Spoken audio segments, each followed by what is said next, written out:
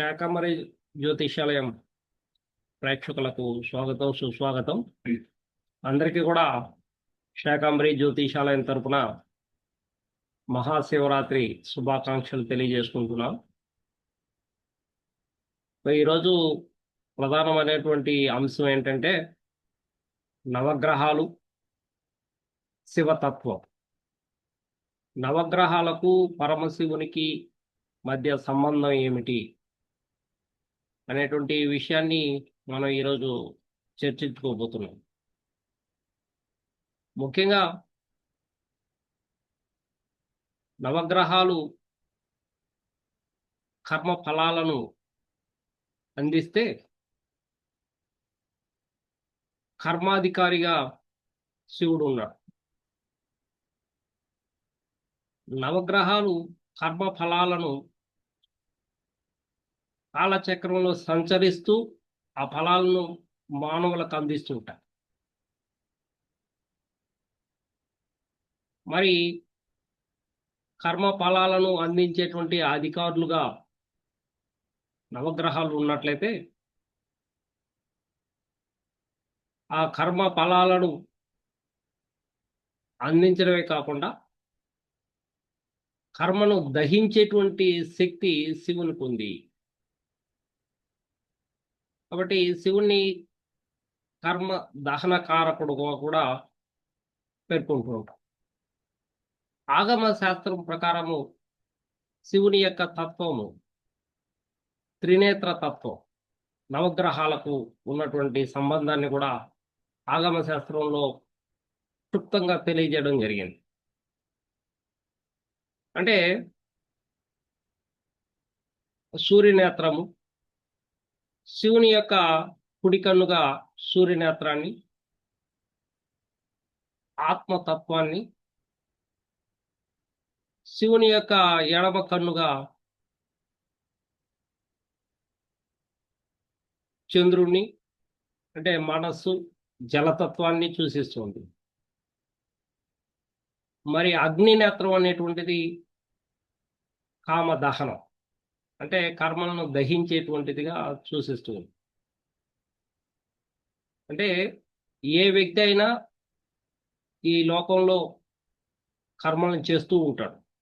అది చెడు కర్మల, మంచి కర్మల అనేటువంటిది బేరీజ్ వేసుకోవడం అనేది మరలా ఆ కర్మలకు ఫలాలని అందించేటువంటి అధికారులుగా మాత్రమే నవగ్రహాలని ఉంచడం జరిగింది.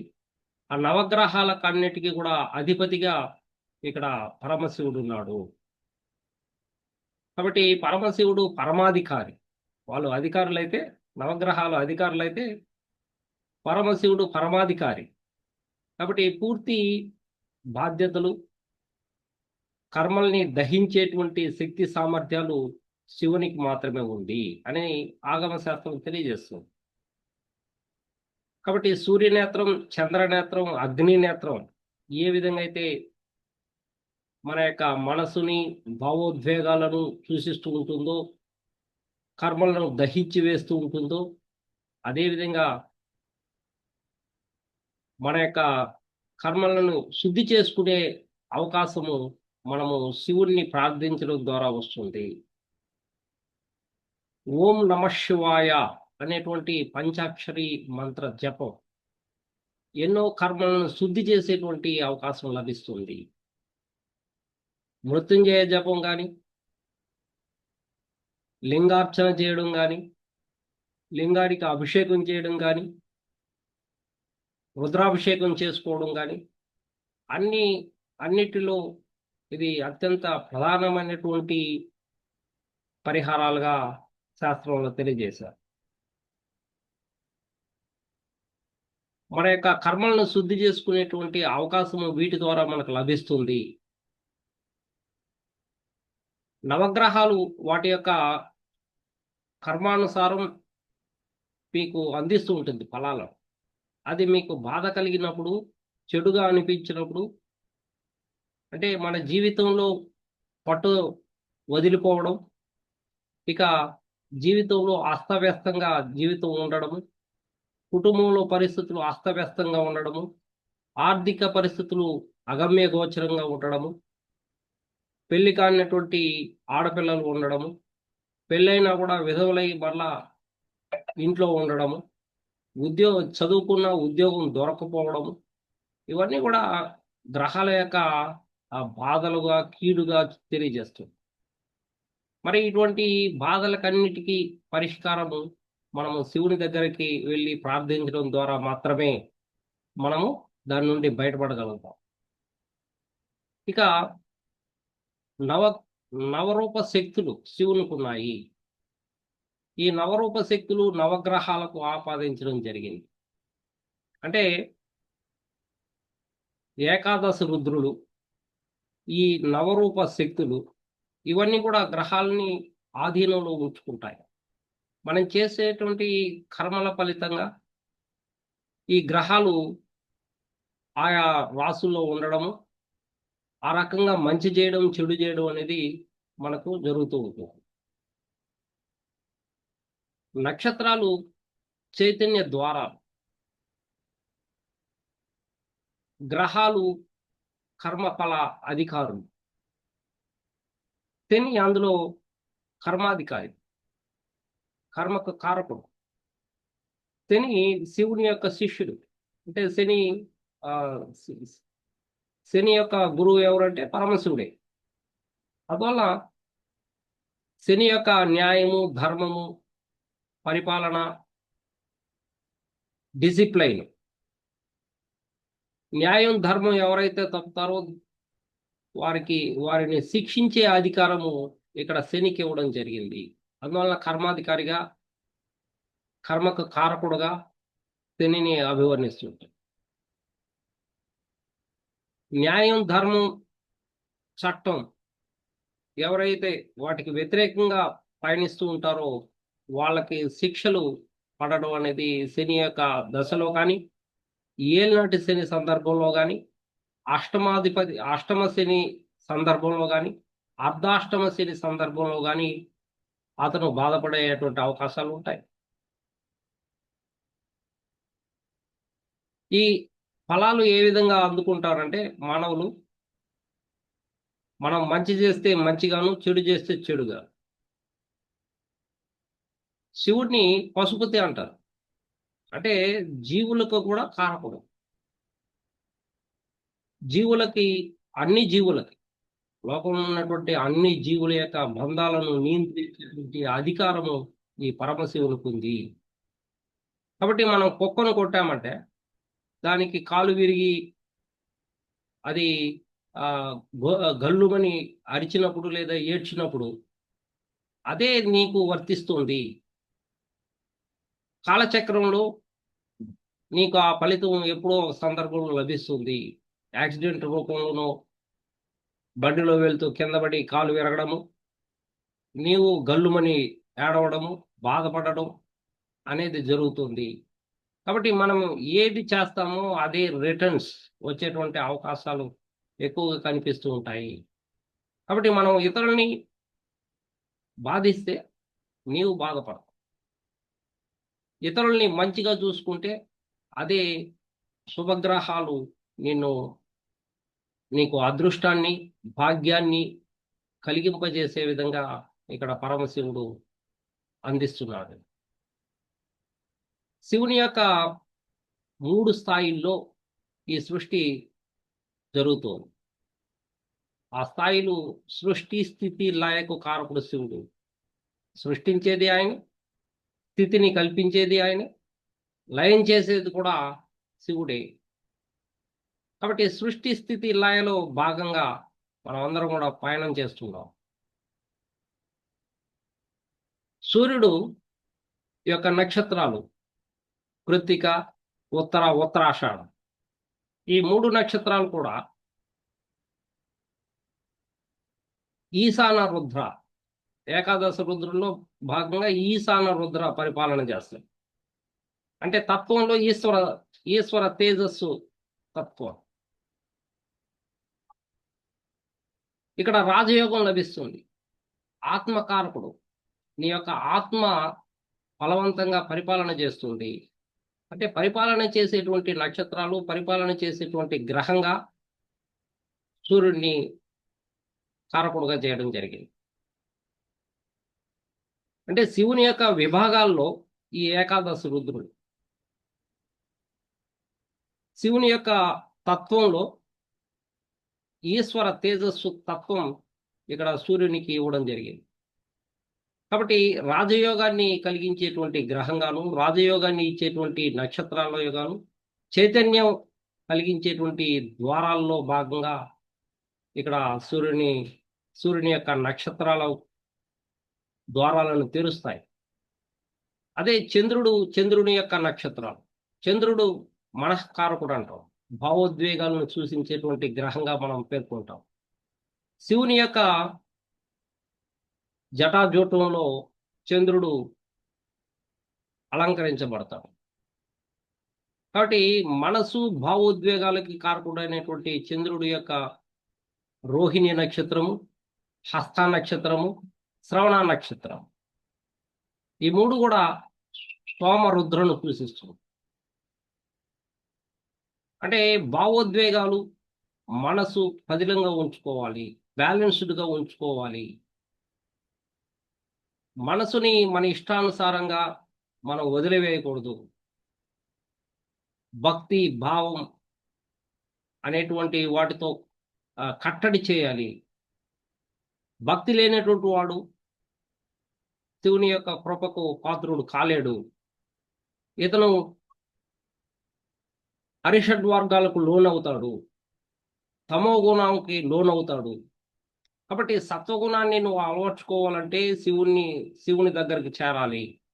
నీ మనసుని లగ్నం ఉంచుకోవాలి, పట్టుదల కలిగి ఉండాలి అని ఇక్కడ చంద్రుడు మనస్సుకు కారకుడైనటువంటి చంద్రుడు కూడా శివుని యొక్క ఆధీనంలోనే ఒక భాగం.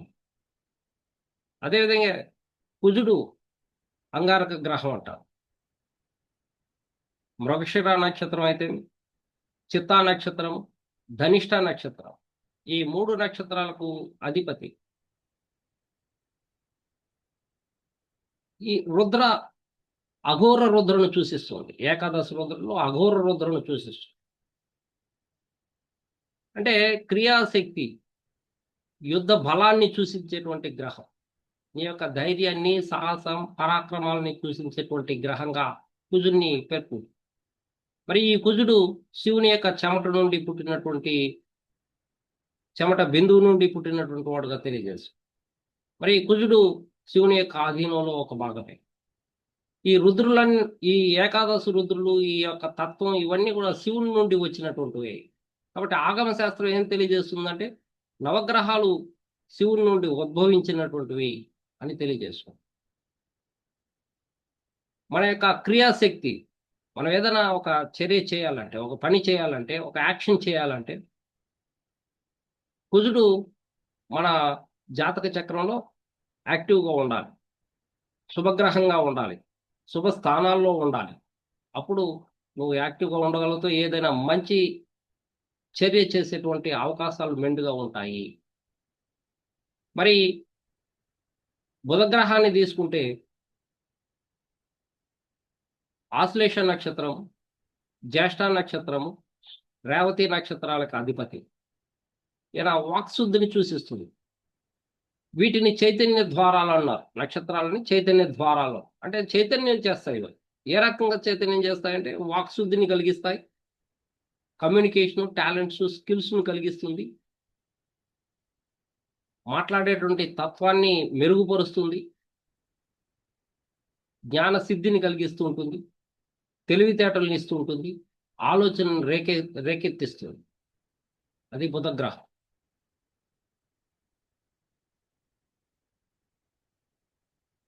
ఈ బుధగ్రహానికి వామనదేవ రుద్ర. అదేవిధంగానే గురుగ్రహాన్ని తీసుకున్నట్లయితే పునరోసు నక్షత్రము, విశాఖ నక్షత్రము, పూర్వభద్ర నక్షత్రానికి అధిపతి. ఈయన జ్ఞానకారకుడు, ధర్మకారకుడు. సద్యోజాత రుద్ర. ఈ రుద్రులు ఇక్కడ అధిపతిగా పరిపాలన చేస్తున్నారు. జ్ఞానమూర్తిగా మనం దక్షిణామూర్తిని ప్రార్థిస్తూ ఉంటాం. దక్షిణామూర్తి తత్వం అన్నమాట గురువుకి. సో జ్ఞానానికి ప్రతీక. మన యొక్క జ్ఞానము బలహీనంగా ఉంది అంటే మనం దక్షిణామూర్తిని ఆరాధించాలా, దక్షిణామూర్తికి పాలాభిషేకం చేసుకోవాలా, దక్షిణామూర్తి యొక్క స్తోత్రాలను పఠించడం ద్వారా మీరు జ్ఞానాన్ని సంపాదించవచ్చు. లేకుంటే మతి మరుపు రావడము, కొత్తగా జ్ఞానాన్ని నేర్చుకోవాలనేటువంటి అభిలాష లేకపోవడము. ఇప్పుడు చాలా మంది ఆస్ట్రాలజీ నేర్చుకుంటున్నారు, వయసు అయిపోతున్నా కూడా 60, 70, 80 సంవత్సరాల వాళ్ళు కూడా కొత్తగా సబ్జెక్ట్ అయినా కూడా ఆస్ట్రాలజీ నేర్చుకోవడానికి ముందుకు వస్తున్నారు. అంటే నేర్చుకునేటువంటి తత్వం ప్రతిసారి వాళ్ళు వెలువడుతూ ఉంటుంది. ఆ జ్ఞాన రేఖలు వాళ్ళని ఉత్తేజింపజేస్తూ చైతన్యపరుస్తూ ఉంటాయి. నేర్చుకోవాలి నేర్చుకోవాలి అనేటువంటి తపనను రేకెత్తిస్తూ ఉంటాయి గురువు బలంగా ఉన్నట్లయితే. మరి బలహీనపడ్డప్పుడు వాళ్ళు జ్ఞాన అన్వేషణలో భాగంలో ఉండరు, జ్ఞానాన్ని అన్వేషించలేరు. వారు ఏది కొత్తగా నేర్చుకునేటువంటి అవకాశం వాళ్ళకు లభించదు. కాబట్టి దక్షిణామూర్తి యొక్క అనుగ్రహం ప్రతి ఒక్కరికి ఉండాలి. మరి అదేవిధంగానే శుక్రగ్రహాన్ని తీసుకున్నట్లయితే భరణి నక్షత్రము, పుబ్బా నక్షత్రము, పూర్వాషాఢ నక్షత్రానికి అధిపతి అయినటువంటి శుక్రాచార్యులు సాక్షాత్తు పరమశివుని దగ్గర సంజీవుని విద్య నేర్చుకున్నటువంటి గురువు.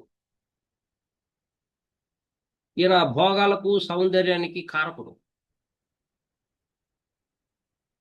శుక్రుని యొక్క కృప పొందిన కారణంగా గ్రహాల్లో ఒక గ్రహంగా రూపాంతరం చెందాడు. కాబట్టి భోగాల్ని ఇస్తాడు, సుఖాలని ఇస్తాడు, సౌందర్యాన్ని ఇస్తాడు. అదేవిధంగానే మార్పును కూడా తీసుకువస్తాడు గురువుగా. ప్రాపంచిక సుఖాలు నీవు ఎంతవరకు అనుభవించాలి, ఏ సందర్భంలో పరివర్తన చెందాలి, మార్పు చెందాలి అనేటువంటి జ్ఞానం కలిగినటువంటి గురువు. ఆయన యొక్క అనుగ్రహం కావాలంటే కూడా మనము పరమశివుణ్ణి ఆరాధించాలి. మహాదేవ గురువు, మహాదేవ రుద్ర, ఏకాదశ రుద్రుల్లో భాగం మహాదేవ రుద్ర. ఇక భోగ సుఖతత్వాన్ని కలిగినటువంటి గ్రహం. కాబట్టి ఈ ప్రాపంచిక సుఖాల్లో నీకు సుఖం కలగాలన్నా, భోగాలను అనుభవించాలన్నా, సౌందర్యాన్ని అనుభవించాలన్నా మీకు ఖచ్చితంగా శుక్రుని యొక్క అనుగ్రహం ఉండాలి. మరి శని కర్మకారకుడు, సాక్షాత్తు పరమశివుని యొక్క శిష్యుడు, కర్మకారకుడు, కర్మాధిపతి, ఈ శిష్యుడి. మరి శని కర్మలను శిక్షిస్తాడు.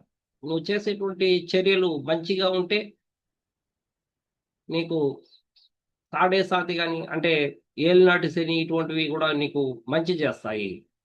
ఆ సందర్భంలో కూడా నీకు మంచి జ్ఞానాన్ని అందిస్తూ అజ్ఞానాన్ని తొలగించేటువంటి శక్తి సామర్థ్యాలు కలిగినటువంటి వాడు. ఏలినాటి శని సందర్భంలో కూడా నువ్వు చెడు చేస్తూ ఉన్నావు అంటే నీకు అజ్ఞానపు పొరలు కప్పబడ్డాయి, జ్ఞానం అనేటువంటి పొరలు లేవు. పాప జన్మలు, గత జన్మల యొక్క కర్మలు నువ్వు ఇక్కడ కొనసాగిస్తున్నావు అనేటువంటిది, చెడు కర్మలను కొనసాగిస్తున్నావు అనేటువంటి సిగ్నల్ ఇవ్వడం జరుగుతుంది. అది గ్రహించి వెంటనే శివుని యొక్క కృపను నువ్వు పొందడానికి ప్రయత్నం చేయాలి. ఓం నమ శివాయ అనేటువంటి పంచాక్షరి మంత్రాన్ని జపించాలి. దానితో మీ యొక్క చెడు కర్మలు శుద్ధి చేయబడతాయి. మరి శని యొక్క నక్షత్రాలైనటువంటి పుష్యమి నక్షత్రము, అనురాధ నక్షత్రము, ఉత్తరాభాద్ర నక్షత్రం. ఇక్కడ పుష్యమి అంటే పోషణ, అంటే ఇతరులకు పోషణ అందించడం, ఇతరులను పోషించడం. అనురాధ ఇతరులను అనుసరించడం. ఉత్తరాభాద్ర జ్ఞానాన్ని పొంది ఇతరులకి ఇవ్వడం. ఇక్కడ ఇతరులు ఇతరులు ఇతరులు అంటే ఇక్కడ నీ స్వార్థం కాదు. ఇక్కడ శని యొక్క నక్షత్రాలు నువ్వు జన్మించావు అంటే నీ యొక్క స్వార్థాన్ని నువ్వు చూసుకోకూడదు, ఇతరుల కోసమే చేయాలి, ఇతరులను పోషించాలి, ఇతరులకి జ్ఞానాన్ని అందించాలి, ఇతరులను అనుసరించాలి. కాబట్టి మంచి చేయడానికి ప్రయత్నిస్తే ఇక్కడ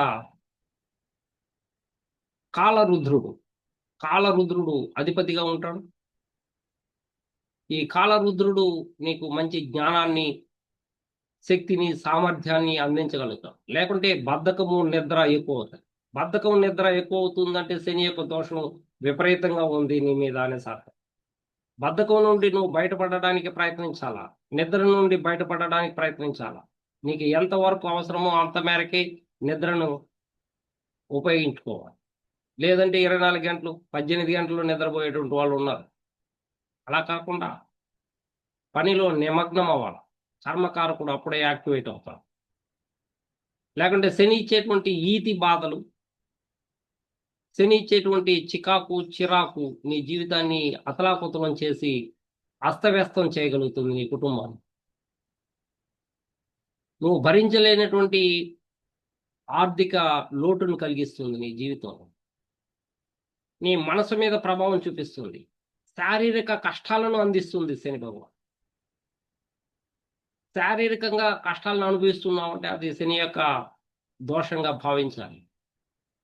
మరి శని ఈ జన్మదే కాకుండా పూర్వజన్మ, గత జన్మల యొక్క కర్మను కూడా తీసుకొచ్చి నీ మీద మోపడానికి అవకాశాలు ఉంటాయి. అది నీకు చాలా భారంగా ఉండవచ్చు.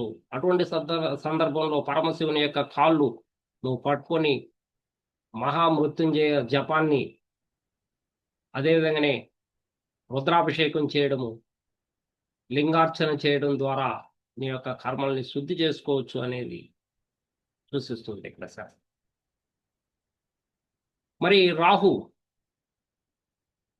యొక్క నక్షత్రాలు ఆరుద్ర, స్వాతి, శతభిష. ఈ నక్షత్రాలకు అధిపతి రాహు. భైరవ రుద్ర పరిపాలన అంటే మాయా విచ్ఛేదం, మాయా భ్రమల్ని, గందరగోళాన్ని, నీ మైండ్ గందరగోళాన్ని, పూర్వజన్మలో నీ కోరికల్ని తీసుకొస్తాడు. నువ్వు ఎంతో కన్ఫ్యూషన్లో ఉంటావు. నీకు ఏది అంత స్పష్టంగా కనిపించదు.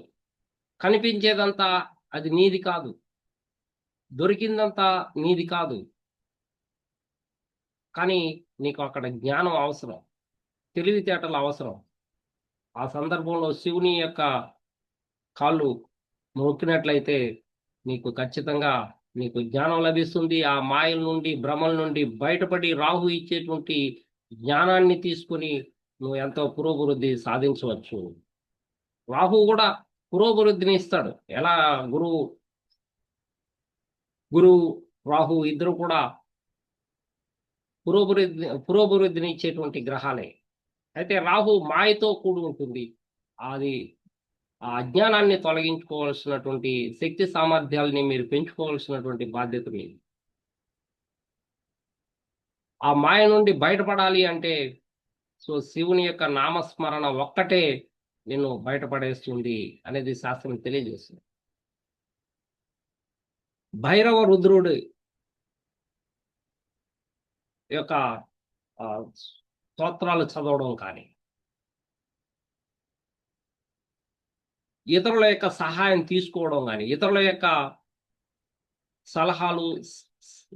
సలహాలు తీసుకోవడం, సంప్రదించడం ద్వారా నీవు రాహు యొక్క మాయ నుండి బయటపడగలుగుతావు.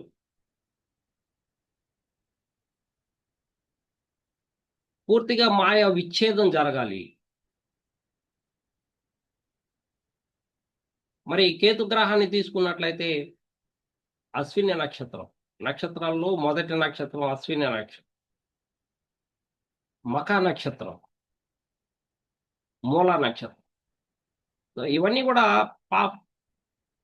గత జన్మలు, పాపకర్మలు తీసుకురావడమే.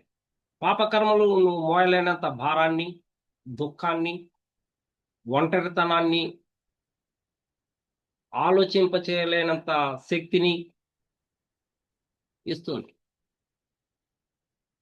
మరి గత జన్మలో మీరు మంచి చేసుకున్నట్లయితే, ఈ జన్మలో ఆధ్యాత్మిక భావాలు నీకు అలవడేటువంటి అవకాశాలుంటాయి. అంటే మోక్షకారకుడు, మోక్షతత్వం ఇక్కడ. ఈ మోక్షతత్వం అనేది జ్ఞానం లేకుండా మోక్షతత్వం రాదు. జ్ఞానం సంపాదించిన తర్వాతనే మోక్షతత్వం వస్తుంది. జ్ఞానం అనేటువంటి బాటలో నువ్వు పయనించినప్పుడు మాత్రమే మోక్షం ద్వారానికి వెళ్ళగలుగుతావు. మోక్ష ద్వారానికి తీసుకుని పోయేటువంటి గ్రహము కేతు గ్రహం. దానికి ముందు జ్ఞానం అనేటువంటి బాటలో నువ్వు నడిచి ఉండాలి. ఆధ్యాత్మిక భావాలు కలిగి ఉండాలి. ఆధ్యాత్మిక భావన కలిగి ఉన్నప్పుడు మాత్రమే నీకు జ్ఞాన మార్గము, అదేవిధంగా మోక్ష మార్గము నీకు లభిస్తుంది. మరి కేతువు మహాకాల రుద్ర, మహాకాల రుద్ర ఇక్కడ పరిపాలన అనేది జరుగుతుంది. ఇది పూర్తిగా మోక్షతత్వానికి సంబంధించినటువంటి. చాలా ఒడిదుడుకులు జీవితంలో, ఒంటరితనం, ఎవరితోనో కలవకపోవడం, మతిమరుపు రావడం, ఏదో లేనిది ఉన్నట్లు భ్రమపడటం. ఇక్కడ కూడా మాయా భ్రమలు ఉంటాయి, కానీ లేనిది ఉన్నట్లుగా ఉండడం. నీకు కనిపించేది ఇతరులకు కనపడకపోవడం, నీకు అనిపించేది ఇతరులకు అనిపించకపోవడం. దీనితో నువ్వు అందరి నుండి దూరంగా ఉండడం. ఇక్కడ ఎటువంటి సందర్భంలోనూ ప్రాపంచిక సుఖాలు కోరుకోకుండా ఆధ్యాత్మిక జ్ఞానాన్ని నువ్వు సంపాదించడానికి ప్రయత్నం చేస్తే కేతు దశలో కానీ కేతు అంతరం కానీ నిన్ను ఎటువంటి ఇబ్బంది కలిగించదు. నీకు మార్గాన్ని చూపించేటువంటిది కేతు. ఈ విధంగా అన్ని గ్రహాలు కూడా వాటి యొక్క శక్తులు అన్ని పరమశివుని నుండి మాత్రమే లభిస్తున్నాయి అనేది శాస్త్రం తెలియజేస్తుంది. సో సూర్యనేత్రము, చంద్రనేత్రము, అగ్ని నేత్రము,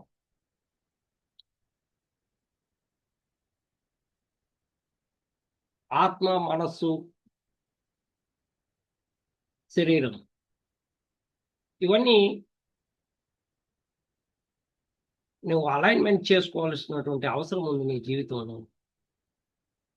నీవు అలైన్మెంట్ చేసుకోలేని సందర్భంలో ఇతరుల యొక్క సలహాలు లేదా ఋషులు వాళ్ళ దగ్గరికి వెళ్ళి జ్ఞానాన్ని సంపాదించి నీ యొక్క కర్మల్ని శుద్ధి చేసుకోవాల్సినటువంటి అవసరం ఉంది అనేది ఇక్కడ శాస్త్రం తెలియజేస్తుంది. ఇది మొదటి పార్ట్ మాత్రమే. ఇది చెప్పుకుంటూ వెళ్తుంటే ఇంకా ఎన్నో పార్ట్లు వస్తాయి. కాబట్టి మొదటి పార్ట్గా ఇక్కడికి ఎండ్ చేస్తున్నాం. Thank you very much. ఏదైనా సందేహాలు ఉంటే అడగవచ్చు.